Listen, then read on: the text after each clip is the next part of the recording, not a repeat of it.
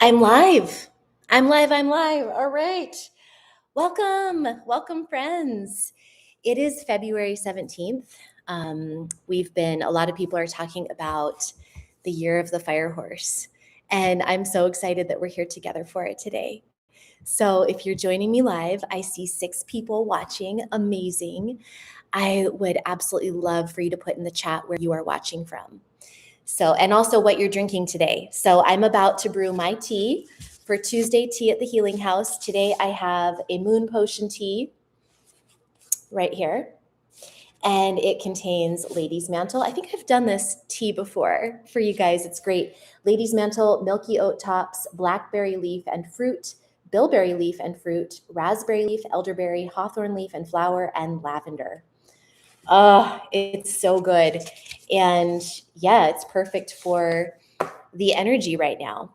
So, hi, Dana. How are you doing, Dana?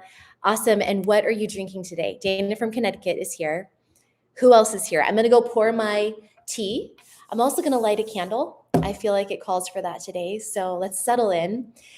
Today's conversation is going to be really fun. It is. It's about your body as a psychedelic. Your body is a psychedelic. You can get high on your own supply. Who needs plant medicine? So I want to talk about that today. And I want to talk about some of the magic that we hold inside our endogenous chemicals that make us be able to achieve these really beautiful states of altered perception, altered reality. So that's what we're going to talk about today. Miss Sandra is at work. She's in upstate New York drinking water. All right, that's perfect. Water is perfect. I'm going to pour my tea. I'll be right back. Let's see. Get my mug, get my tea. I've got my loose leaf herbs. And just so everyone knows, we have a really great topic next week as well on Tuesday. And so that'll be same time, different place for me. I will be at my friend's house, my special guest. She's going to be sharing about human design and healing your inner child using human design. So I'm really excited for that. My tea is in here. But I just wanted to let you know that we have that coming up. And then after that, there will be a break, an indeterminate amount of time for our break of Tuesday teas, because I'm going to be traveling. I know I'll be gone for at least 2 weeks, and then after that, I'm not sure. I love these times, and I also have promised that I will only do it for as long as it feels spacious and easy and fun. And it still feels fun. But right now, my calendar is starting to change a little bit. And so I don't know how often I'll be able to do these weekly chats. But today and next week, I'm here with you for sure. So Tamea says, hi, Bree, chamomile for me. Excellent. Awesome. Okay, friends. We are down to 3 beautiful souls watching. And I just want to honor all of you who are here watching me live. It brings me a lot of joy to have you here right now. Yeah, I just thank you for taking the time. Like, it really means a lot to me. It's like you are coming to my home and we're having tea together. So just like feel that magic of connection across the world, Connecticut, New York, Hungary, right? Tamaya, Hungary? Yes, right? Yes, right? I think so. It's amazing. So settle in with your tea, and I'm actually going to light a candle and welcome in this Lunar New Year, the year of the fire horse. So lighting my candle, got my sweet beeswax tea light, my hand candle. I don't know if you can see this. I love this candle so much. Okay, I'm going to set it down. My tea is brewing. The fire is burning. I'm happy that we're all here together. And let's all take a deep breath and land in our respective parts of the world. So feet on the ground, sitting bones heavy in your chair. Roll your shoulders up, down, and back. Big inhale through your nose and exhale long and slow through your mouth. Breathing into your diaphragm. So really feel your diaphragm that sits right under your lungs. Breathe into that space. Diaphragm first. And then exhale. The next time you breathe, really notice that diaphragm first. Diaphragm first. Releasing that tension that so many of us feel in the breathing diaphragm. So diaphragm first. You're breathing into that diaphragm right under your lungs. Shoulders are still. You might even feel the pressure from that inhale reach all the way down to your pelvic bowl. You might even feel your tailbone release back away from your pubic bone. So let's try it one more time. Diaphragm first, shoulders still.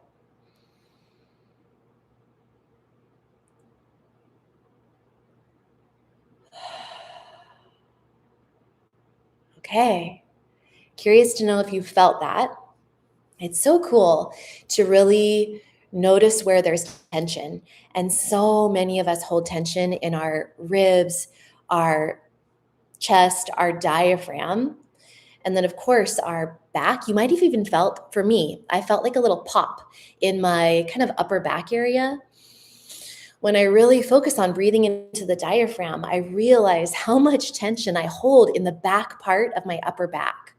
So if you felt the same thing, then know that focusing on your breathing is so, so powerful. And there's so many ways to train your breathing. But the key is to really get out of this high, shallow breathing and bring your breath down. And bringing it into the diaphragm, it's our main muscle of respiration. It's the muscle that's meant to really be our breather. But oftentimes we don't use the diaphragm as much as we should. But when our breathing diaphragm is stuck and not used the way it should be used and not mobile the way it wants to be mobile, our pelvic floor is often quite stuck and tight and tense as well. And so the more we can practice that diaphragmatic breath without being like, oh, diaphragmatic breath, that means make my belly puff out and in. No. I'm talking about breathing with your diaphragm muscle. And if you don't know what that looks like, you can look it up, the respiratory diaphragm. Look up where it is and know that that muscle goes down and up as you breathe, or at least it should. But so many of us underuse that muscle and it gets stiff and tight. And it causes, again, stiffness and tightness in the pelvic floor because they're meant to move together. But if your breathing diaphragm is not moving and your upper back muscles are tight and your chest muscles and rib muscles are tight, your pelvic floor is tight too. Okay? So that was the only anatomy, well, not the only. That was our anatomy lesson for the day. Curious to know how y'all are doing today. So those of you watching live, just check in. How are you today? Year of the Fire Horse has galloped in. The Lunar New Year is today. The Chinese zodiac is not something that it's very all over popular culture right now. And I am not claiming to be an expert in the Chinese zodiac. I just admire and honor that tradition. And it's not my lineage, but I appreciate it. And I appreciate the honoring of the seasons. And I love this transition that we're going through right now, this year of the snake that we just passed. It was all about shedding what we've outgrown. And now we're galloping into this new, fresh energy that can feel really fast. And, I have my fire here. I have the flame and the spark and the heat. But I also have my nice calming tea because we can modulate how fast it goes as much as we can. We can modulate it. So how are you feeling? the benefit of doing these, and really the only benefit, is conversation. And so if you're here, please converse with me. Again, I only will do these as long as they feel fun, and they only feel fun and worthwhile to me if there's conversation. So that's me being like bold and honest and saying it to you. So bring it on. How are we feeling? And I realize that you might be driving or unable to text, and that's okay too. So no pressure, but I'm gonna stir my tea. And I'll tell you, I'm feeling kind of feisty. That's how I'm feeling. I'm feeling feisty. I'm feeling like the year of the snake was time to shed and realize the sticky places where we may be outgrowing things. And then year of the fire horse is like, okay, let's effing go, like let's take some action, let's go. And so today I made a change. It's not really that big of a deal, but it kind of felt a big deal to me as a business owner. I have been paying the Meta platforms for this badge, like Instagram verified badge. And it's kind of like an ego thing. It's kind of like, oh, I'm a real business. I'm a real, like I did it not for the ego. I did it truly because I thought I had to have it to do some ads, which I tried out for a little while and then I stopped. So I thought I had to have this Meta verified badge. But also I was told that like, oh, it's good. You have better customer support. If anything happens, you'll be preferential, like kind of preferential is what I thought it would be in the algorithm and all of that. I'll tell you, I got nothing from it. And I'm not a huge fan of the Meta platform. So I was like, screw this. I've officially donated over $500 paying for this badge over the last year. And why would I keep doing that? I don't care if I have a verified badge next to my YouTube, my Instagram, name. So anyway, I canceled my subscription and my badge is going away on March 11th. And I'm okay with it. I'm like, I am ready to just move out of these systems that the world has told us we need to be part of, especially if you're like a business owner or something like that. Again, this may not apply to you at all, but as a business owner, I have to watch where my money goes, and I have to watch where I spend my money, not just for my pocketbook and my budget, but also because who we support and the people we support, the businesses we support, the causes we support, it's our vote. And I don't vote for Meta platforms. So anyway, I'm done. And that feels really good. So hopefully the Meta gods won't smite me and, do something terrible to my account. But there we go. That is my feistiness. It's starting today. So I'm going to just read in the comments. Thank you. I see that you're sharing in the comments, and thank you. I appreciate it. So Dana says, I had my rising sign transit guide done, and it says to set intentions today for communication and learning, but I'm finding it hard to set intentions. Ooh, Dana, that's so relatable. I don't know if this is why. I don't know if this is why you're finding it hard, but I know that for me, when I feel pressure to do anything really, but when I feel pressure to like do it on a certain day or, when I feel pressure of any type, it's like I freeze. And so I just invite you to release the pressure to do it perfectly, to set your intentions perfectly, or to set them today even. I mean, that's just my opinion. Of course, you're welcome to do whatever you'd like to do. But if you're finding it hard to set intentions right now, today, then I would release the pressure and just like not think about it. And it's possible that the perfect intention for you is going to fly through when you are not thinking about it. When you take an evening shower or an evening bath, or when you just are on a walk or whatever. But I know for me, whenever I put pressure on myself, it's over. Okay, Tamaya says, I have the fire, but I am still held back by someone who's shedding slowly. Okay. Sending you love. Tamaya, sending you love. You're feeling the fire, but you're still feeling a little bit held back by someone who's shedding slowly. I think that we as a collective, and just in general, of course, just in general, I think we can tend to think really black or white. And I'm not saying you think this way, Tamaya, but just all of this like talk about the year of the snake and then the year of the fire horse. It's like the year of the snake was until this day, boom. And then the year of the fire horse begins, boom. And we're supposed to have all this energy. And the shed's supposed to be over. But I find that to be not true. It's like there's always a bleed, there's always a blend. And it's just a trend from one phase to the next. So go easy on yourself as you feel that shed completing with that other person or energy that's kind of holding you back. So Miss Sandra, hello, Miss Sandra, feeling great. I usually catch the replay, loving the Tuesday tea either way. Good. I'm so glad. I'm so glad. Yeah. So definitely, again, catch it next week if you can. Dana says, I bought the Spirit Daughter book by Jill Winterstein, and she did a rising sign transit guide for my rising sign. Okay, cool. Jenny Joyful says, great things are happening in my life. Yay! Celebrating you, Jenny. But something is also stuck, and I've developed chronic silent reflux, which is burning throat. Yeah, okay.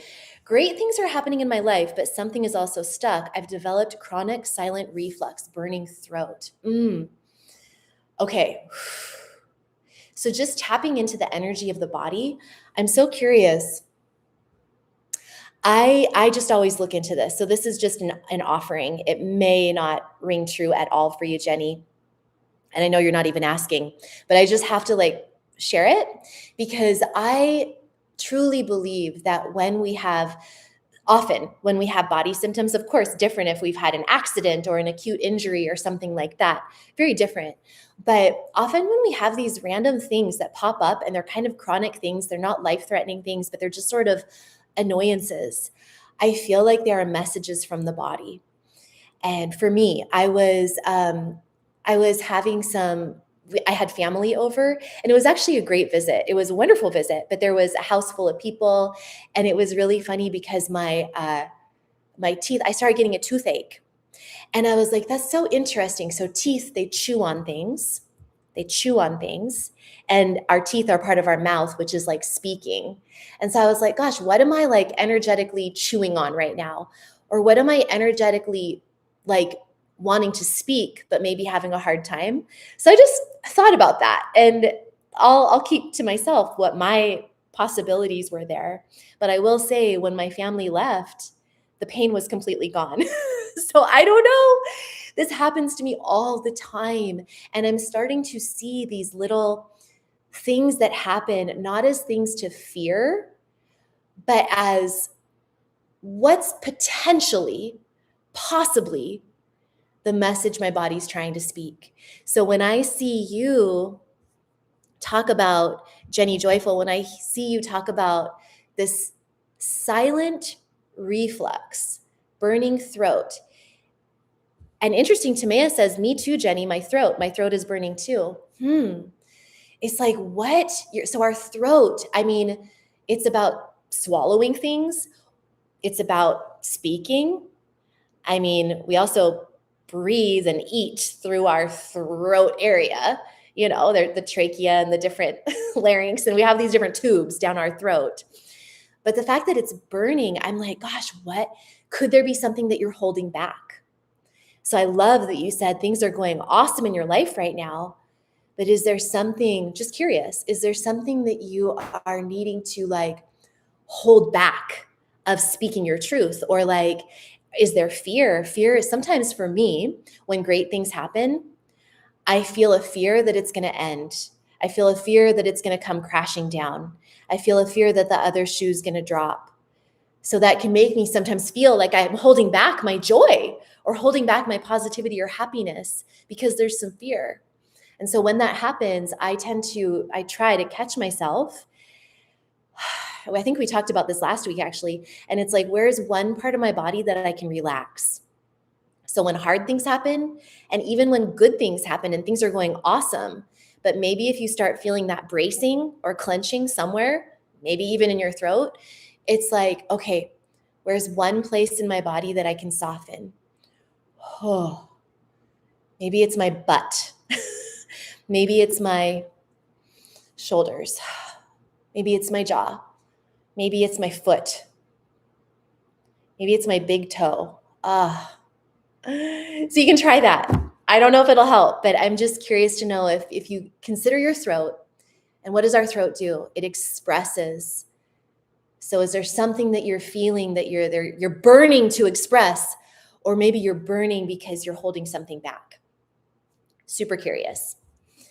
And Rana says, how can I overcome this loss of passion for life after the death of a loved one? I am exhausted and in great pain. Rana, thank you for asking. I know you'd shared a comment as well, and I had said to you, maybe we can talk about that today. So thank you for asking. And I don't have the answers for you. Of course, everyone has their own answers inside. But what we're talking about today, what I'd intended for us to chat about for the next 20 minutes or so, is the body is psychedelic. The body is not only a portal to altered states. And so, Rana, first of all, I think it's beautiful that when somebody dies, or somebody's sick, or when we lose someone in our life that means something to us, as hard as it is, and as sad it is, it's really so beautiful to feel that pain, because it means that you loved that person so much. And that's the human experience, right? It's like the higher the love, the harder the fall when we lose them, or when we, break up with somebody, or when somebody dies and transitions out of this life into whatever your belief system is about the next life or whatever. So it's a measure of how much that person meant to you. And so it's hard. And I just see you in the pain. And part of me says, don't rush the process, the grieving process, It takes a long time. It takes often longer than we want it to in this fast-paced society that thinks we need to get over things quickly. All that being said, there's times that we need to choose life. When somebody has left, when they've left us because maybe we've broken up, or maybe because we've lost them in some other way, or they've transitioned and they've passed away from this existence. It's good to grieve. It's good to grieve. It's good to feel. And sometimes, even as we're grieving, we need to choose to move on with our life, right? And so I think that's what you're asking, Rana, is like, how can I do this? Because I want to say that I think for me, I would choose a different word choice. I don't know if overcoming the loss, well, you want to overcome the loss of passion for life. Okay. Yeah. It's funny. I have a program, an online course called Overcome. It's called Overcome Pelvic Pain. And I love my course. It's an awesome program. It has great stretches and trigger point release exercises and relaxation practices that can help you feel so much better. It can help you become pain-free and really overcome the pain. And so I stand behind the name of that program. I love it. I love the program. But the word overcome is a tricky one, isn't it? Because sometimes, I don't know, I think everything in life has a lesson for us. And so the idea of like overcoming something is almost like saying it's bad. And so Rana has this loss of passion for life after the death of a loved one. And again, I just want to reinforce, I don't think that's bad to have that feeling, because that person, it sounds like they were a big deal to you. And so this is a big deal. And so of course you're going to have a loss of passion for life. I just want to essentially normalize that, like normalize it. And so let's normalize it. And then let's see if we can choose to bring back some passion. It's not like we need to overcome the loss of passion, like it's bad that you're feeling bad. We can normalize that you're in grief, but we can also choose to bring back some passion and feel into our natural endogenous chemicals in our body, because our bodies are portals and they're also chemistry labs. Like we have so much going on in our system. So let's talk about it. Okay, I'm gonna take another sip of tea. If you have tea, take a sip. I love today's conversation. I've been wanting to talk about it for a long time, and it's felt a little bit edgy to talk about the body as psychedelic. Again, your body is a portal and it's a chemistry lab. And I do believe that we don't need drugs, plant medicine, other types of substances to feel altered states, to feel different, to feel high, if you will, right? Like you're already high. You can be high in your own body. You can already be like, you can be tripping just by being in a human form. Like that's possible. And so I share this, and I also share it really delicately because it's kind of, again, kind of edgy. It can bring up stuff for people who are, not into this conversation of like plant medicines or psychedelics or what have you. And I'm not really going to go there that much. I will say that I have experimented with some plant medicines. I have experimented with Wachuma, San Pedro. I've experimented with psilocybin. And I've also experimented with THC, cannabis. And I do not care for cannabis personally. Now, psilocybin and Wachuma, they both had really magical experiences in my body.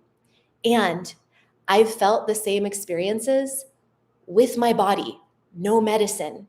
And I think it's really beautiful for some people who are open and want to use the medicines, to use them I've only used them in very ceremonial journey settings where it's intentional. It's a container. I'm not going out to a party and like doing anything like that. Like it's very sacred. It begins with an intention that you set.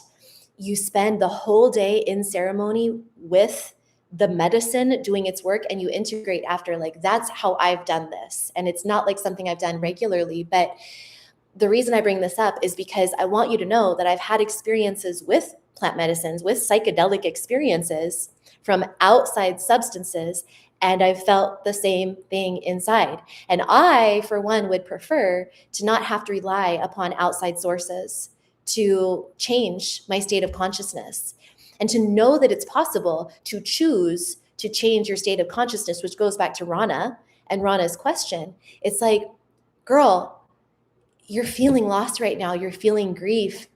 And that's okay to feel that. That's what makes us human. And we also have tools that we can use to change our states of consciousness when we find it's time to move into a different space, to get back into feeling more passion for life, to get back into feeling your body. And so the first thing I want to say is that sometimes we may think about like psychedelic states or differing states of consciousness, and whether we're talking about plant medicines or body medicines, and that's what I want to talk about today is body medicines, stuff inside your own body. Subtle sensations do not mean weak. So one of my most powerful, this is the last thing I'm going to say about plant medicine, but one of my most powerful journeys that I went on was with San Pedro, and it's a cactus medicine. And it was so subtle that I felt at first, I'm like, this isn't doing anything. I'm not feeling anything. And I was with a group of sister friends, and we had created this beautiful ceremonial space, and I just was feeling nothing. But then I realized what I was feeling was this deep sense. It was like the best meditation you've ever felt. I was able to sit and just feel so settled looking at a tree. I just was so incredibly calm. And the reason I share that is that we can reach those states within ourselves with no medicine. When you go into a deeply parasympathetic state, deeply parasympathetic, so really calm and relaxed, rest and digest. Now we know the opposite of that. The opposite is that like hyped up, super aroused state that's like, oh, really stressed or hyped, like that, or the freeze state, which is like a different type of parasympathetic, the vagal It's a ventral vagal, right? Yes.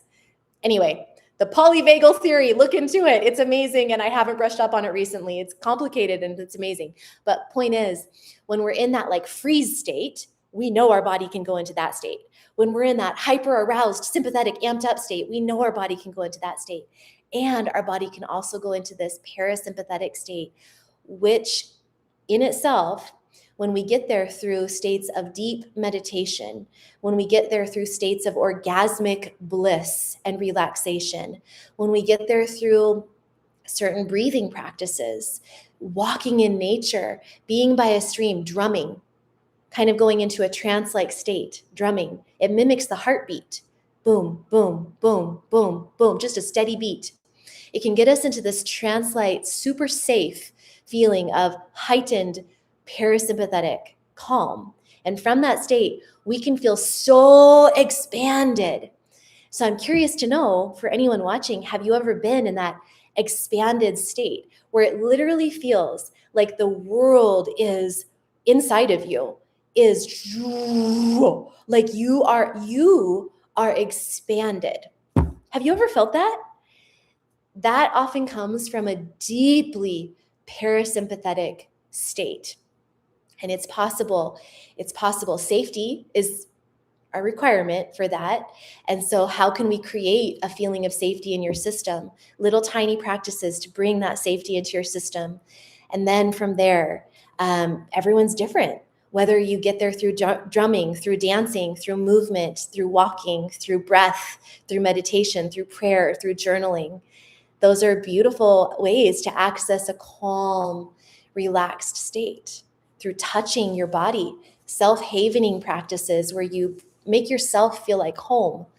You can even do that with me right now, bringing your hands on either shoulder and just gently, slowly, bringing your fingertips down your arms.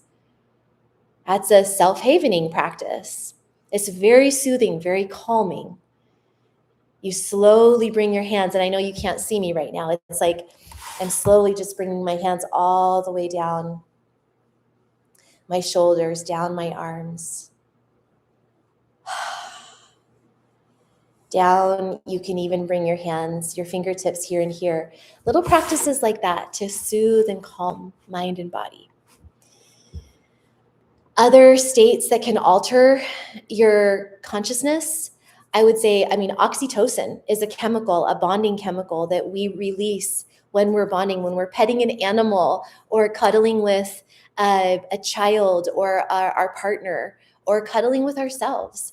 Oxytocin is released, and it is the bonding hormone. And it literally makes us feel these sparks of bonded energy with another human.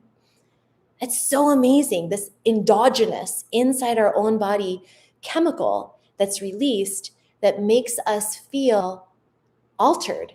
It makes us feel connected. And again, you don't have to have a romantic love partner to release oxytocin. You can release it through self-touch, through self-practices, or through an animal, through a pet. That's another one. So kind of listing some of these different ways to alter your states and feel like you can get high on your own supply, as I like to say, is breathing, breathwork. So breathwork, there are many, many types of breathwork. So pranayama is, the Sanskrit term. Pranayam is the Sanskrit term for yogic breathing practices, part of the yogic path. And they're different ways of breathing that can shift your energy from calm energy to cooling energy to hot, fiery energy. So there are so many different types of pranayama breathwork practices. But a lot of times when people are referring to breathwork these days, I feel like it's gotten quite popular, at least in my community in Bend, Oregon. A lot of people will go to breathwork practices. They call it breathwork, and it's very similar to like holotropic breathwork. It tends to be this conscious connected breathing that's like inhale, inhale, exhale, inhale, inhale, exhale, or just inhale, exhale, inhale, exhale, inhale, exhale, no breaks between. And it kind of revs things up. It it can actually amplify the sympathetic nervous system. It can kind of woof, to create this pattern interrupt, this like state change. And it's fascinating because it actually changes the brain waves. It changes your brain wave state. It changes it. And I don't know all of the science behind it. I'm going to be honest with you. There's a lot of science behind it, but it changes your brain waves. It also changes your blood gas balance, like the oxygen and CO2 ratio. And that can light up certain areas of your brain differently and shut down. It like shuts down the thinking area of your brain and lights up other areas of your brain.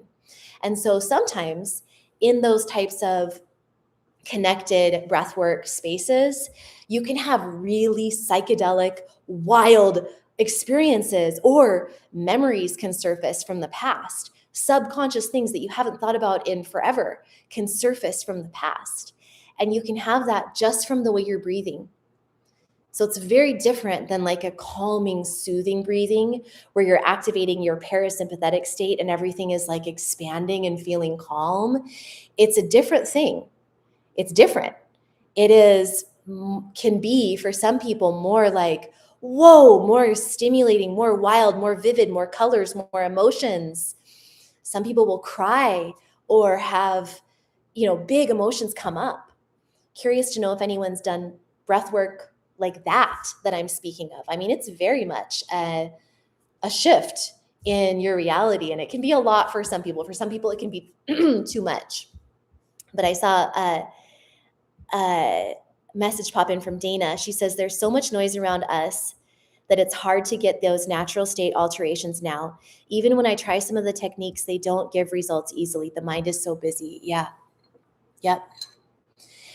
And I think that that's where we have to make a conscious choice in today's modern world to exit as much as we can. I mean, some of life we just can't exit from. It's just going to be loud. But we can make some choices to exit certain things, choose who you hang out with online, choose what you consume in media, on news, TV, social media, even YouTube. I'm really glad you all are here right now, but you're choosing to consume what I'm having to say, and I appreciate that. I'm grateful for it. If you're happy being here, then amazing. I'm assuming you are since you're still watching, but I mean, is there any other noise that you're consuming that you can cut out? Because it is a choice, and it's a very addictive thing that a lot of us have become quite addicted to listening and content. I'm addicted to podcasts. I will raise my hand and say I am addicted to podcasts. And so I have to make a conscious effort to go on a walk and not listen to anything, not listen to music, not listen to podcasts. I have to make a conscious choice to put down my phone and not scroll on Instagram. It's all conscious choices, and they're hard. They're not easy. But I do believe that silence is soul food and silence is psychedelic food. There's a reason when you go into it, like, again, I'm going to bring it back to that plant medicine, which again, I know it can be triggering for some people. I felt really triggered listening to people talking about plant medicine before I'd ever experienced anything, because I was in my mid to late 30s before I experienced anything plant medicine related, anything. And it felt really triggering to hear people talk about it. So again, I don't know if that's anyone else feels that way, but for me, I did. And so I tread lightly on the subject. But I bring it up now because I think that when people go into those types of ceremonial spaces where they're journeying with the medicine of the plant, or for me, now that I do the work I do, I'm helping people journey with the medicine of their body through touch, through gentle, slow touch, to release the emotions that are stored in our tissues. Literally, fear is stored in our body. Grief is stored in our body. Emotions are stored in our body. And it stays in these tension patterns that move from head to shoulders and neck and throat to diaphragm to core, to womb, to deep hips, to inner thighs, to feet. Like these tension patterns hold our fear, they hold our pain, they hold our grief, they hold our memories. And so when I move with slowness, I move at the pace of the body.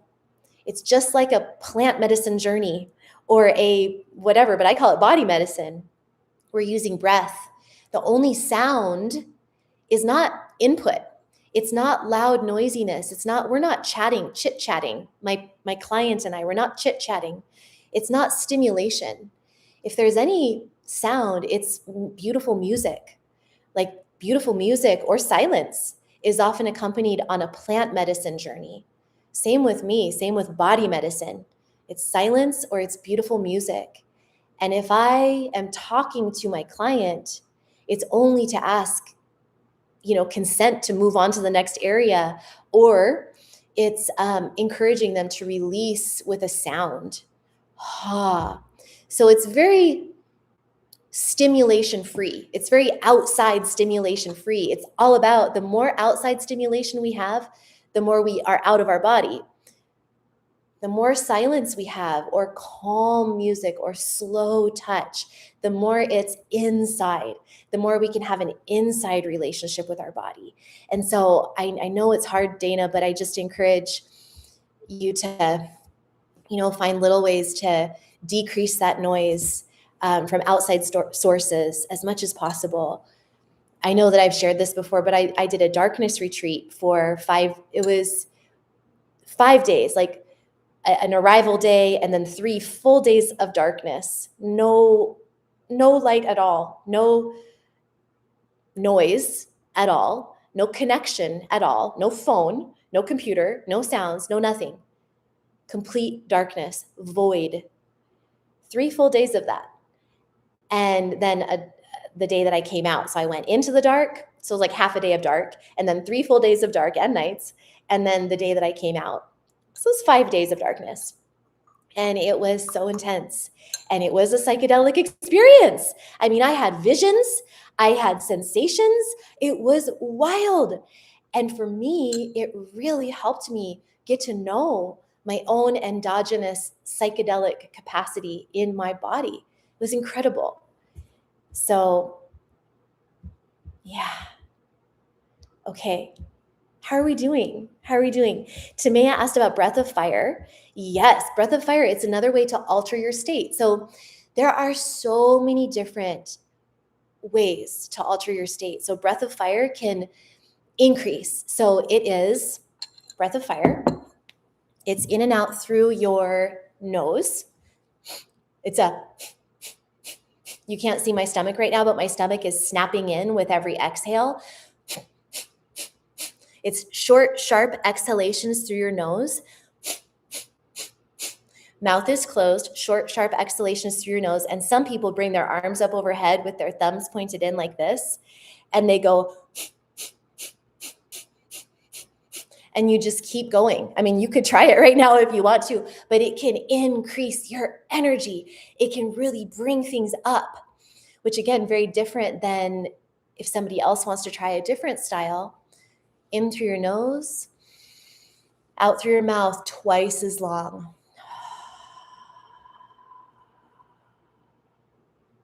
In through your nose, out through your mouth, twice as long.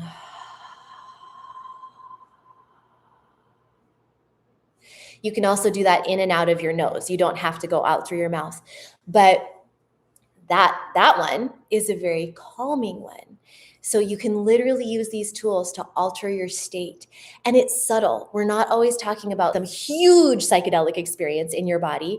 Subtle can be very powerful. Just like I shared, I did that when Wachuma, San Pedro cactus medicine, and it was very subtle, but it was one of the most expanding experiences I've had. And I loved it. So subtle can be so powerful. It doesn't have to be some huge, mind-blowing, crazy thing. And I also have had huge, mind-blowing, crazy things in my own body and then working with clients too. There is, it's a little controversial and not fully explained, but there's chemicals that do get released in the brain that mimic drugs. There is a chemical that's like DMT that gets released in the brain through certain breathing practices and other practices you can do. And I believe that bodywork I don't just believe, like I know that bodywork can do the same thing. Orgasm can do the same thing. So yeah, I mean, how does this feel for everyone? What are you thinking? Dana says, Dana says, that is intense. Did you panic at any point in the darkness? I didn't panic, but I did have some fear. One fear came, and this was really interesting, and I'll share this story with you. Because one thing that I learned is that the brain can make things up based on your fears or based on emotions that are in you. Your brain can literally make things up and make them seem so real. Like I guess we've all experienced this. How many of you have had the most real dream, or maybe you've even done lucid dreaming, where you like literally you can see that like it's a person, or like you're there, you're in it, it's real.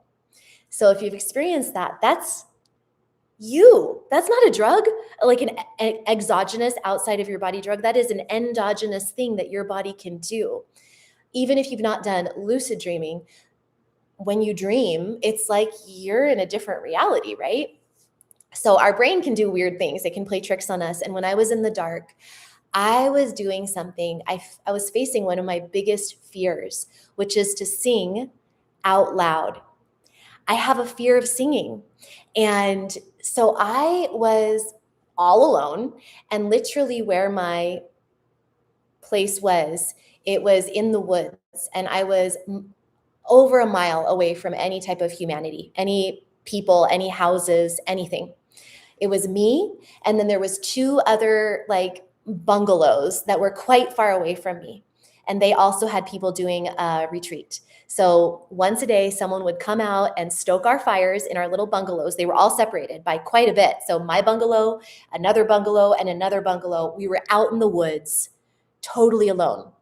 And someone would come to us once a day, stoke our fire, and give us food in this like box that was a double-sided. So they'd open the door from their side, put in the food, and they'd close it. And they'd check in on us like through the door. We couldn't see them, but they'd be like, "You okay? Everything okay? Your food's here." And it's like, "Okay, got it." And then they'd leave, and I'd open the box from the other side and grab my food in the dark, bring it into my dark place, and I had my food for the day. So that's the only contact we had with humans. And one of the days I started singing really loud, and I was singing and feeling so joyful and actually quite psychedelic in my body. I was like, whoa, I'm feeling so good singing. And all of a sudden I heard a man coughing, like clearing his throat, coughing. That sounded so close. It sounded like it was inside my room, but I thought for sure it was right outside of my little cabin bungalow thing.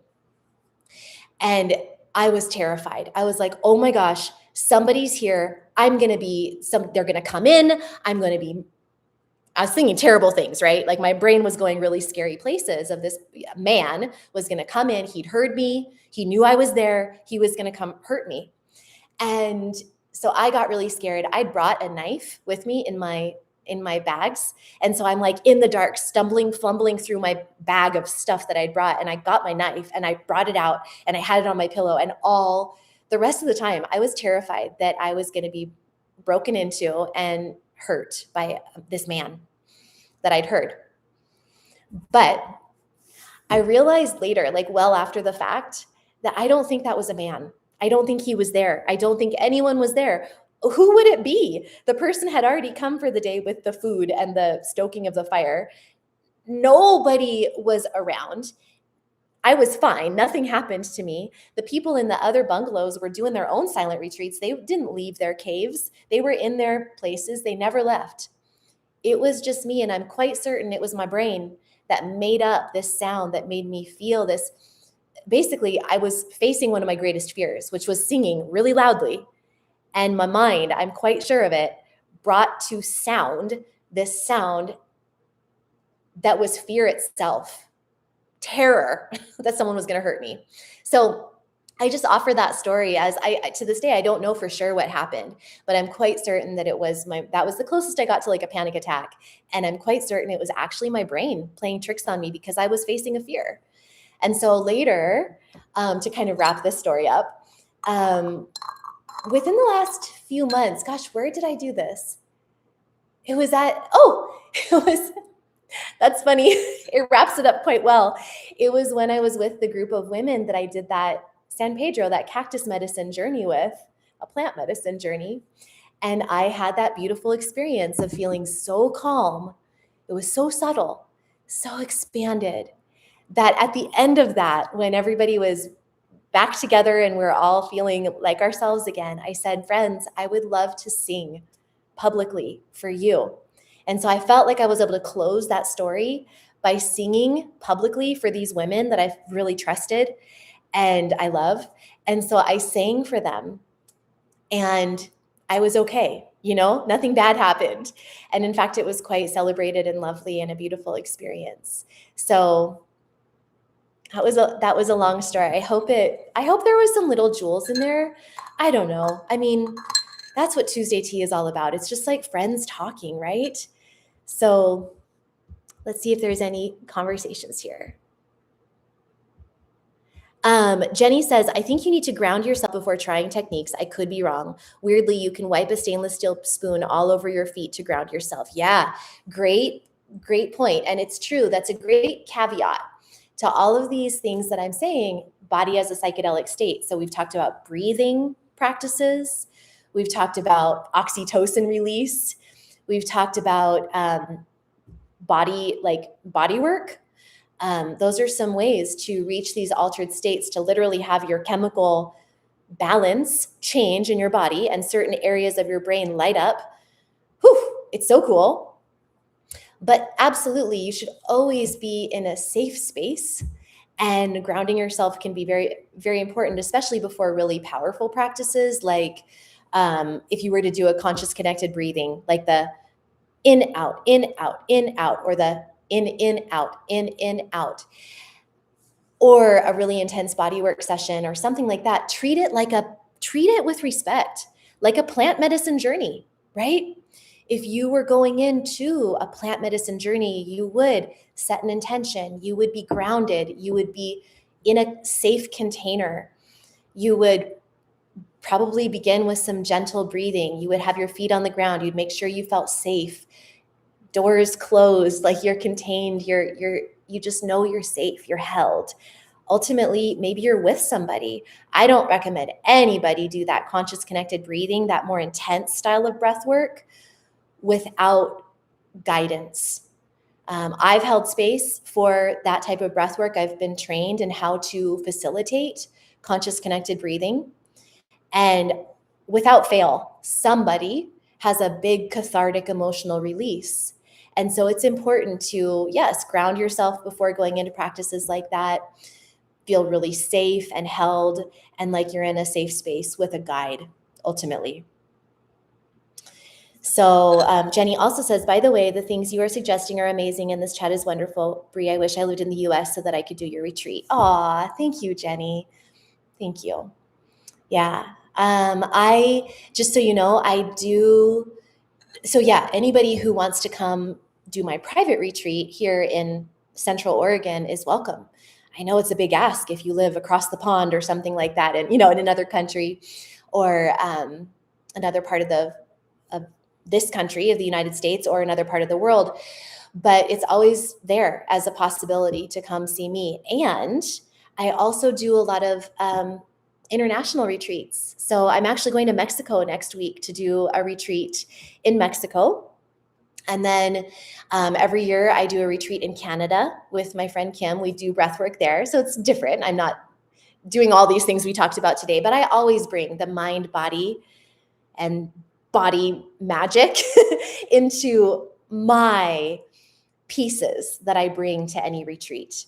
So I will always bring that in. And I do a breathwork session in every retreat that I'm a part of, that is part of the pelvic love retreats that I do with my friend Kim Vopney, who's vagina coach. So we're going to Mexico soon, going to Canada in August. And then next year, we're hoping to go somewhere in Europe. So we'll see whether that's Greece or Portugal, or I know I've been wanting to go to the UK at some point. So it's possible that maybe I'll be in your neck of the woods someday, depending on where you are. We also are wanting to go to the East Coast or Florida in the United States at some point. We may also go to Arizona too. So I take this show on the road too. But yeah. All right, Dana, you're welcome. Thanks for listening to my story. All right. Yeah, Jenny's in the UK. Yeah. Well, hopefully I can come visit you one day. Well, let's close this up. And why don't you experience a mini body medicine experience of your own? Let's do box breathing just to kind of come back together. So box breathing is where you breathe in for 4 counts, hold for 4 counts, breathe out for 4 counts, hold for 4 counts. So it's kind of like a box. Like you're breathing in for 4, hold your breath, breathe out for 4, hold your breath. Keep going just like that. I'm going to talk. I'm not going to participate right now. But again, in for 4, hold for 4, out for 4, hold for 4. Keep going. And that cool thing about box breathing is it's super calming. It's very just like stabilizing. And the magic actually lies in those pauses. That's where the magic is. So there's the inhale and then there's that pause. It's like this suspension between worlds. And then there's the exhale and then the pause, that suspension between worlds. So it's subtle, but there you go. The body is a psychedelic. So you can get high on your own supply anytime. You can intentionally shift your state, even if it's subtle, even if it's tiny, it's working. And I hope you've enjoyed this. Thank you for being here. I love you guys. I see all these smiley faces and hearts that are making me really happy. Thank you for being here live. If you were here live, it's been almost an hour, so we'll close it up and come back next week for our last Tuesday tea for a little while. It's going to be really cool, human design. And so find your human design chart online. It's free. Look up your chart. Just search free human design chart and bring it with you. And you're going to love Julie, my friend. She's awesome. Okay, bye.